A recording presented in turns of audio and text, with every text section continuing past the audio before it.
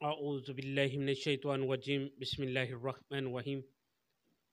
رسالت مآب صلی اللہ علیہ وآلہ وسلم فرماتے ہیں کہ جو شخص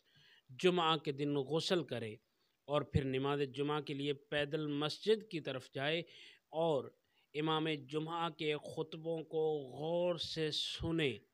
اور لا یعنی باتوں سے گریز کرے، یعنی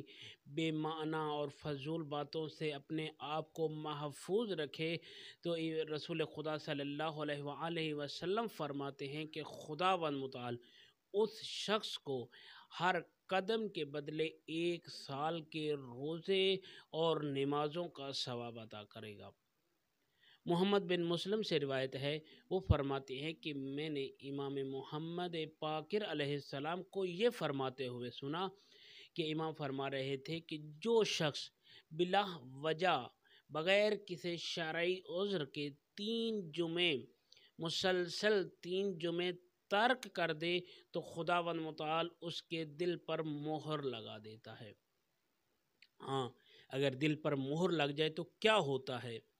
فرماتے ہیں کہ اگر کسی انسان کے دل پر مہر لگ جائے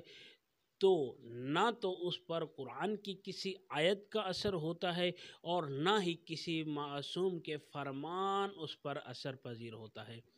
دعا ہے کہ خداوند متعال ہمیں نیک اور سہل عمل کرنے کی توفیق عطا فرمائے، تعلیمات اہل بیت کو سمجھنے اور اس پر عمل پیرا ہو کر زندگی گزارنے کی توفیق عطا فرمائے۔ صلی اللہ علی محمد وآلہ الطیبین الطاہرین المعصومین۔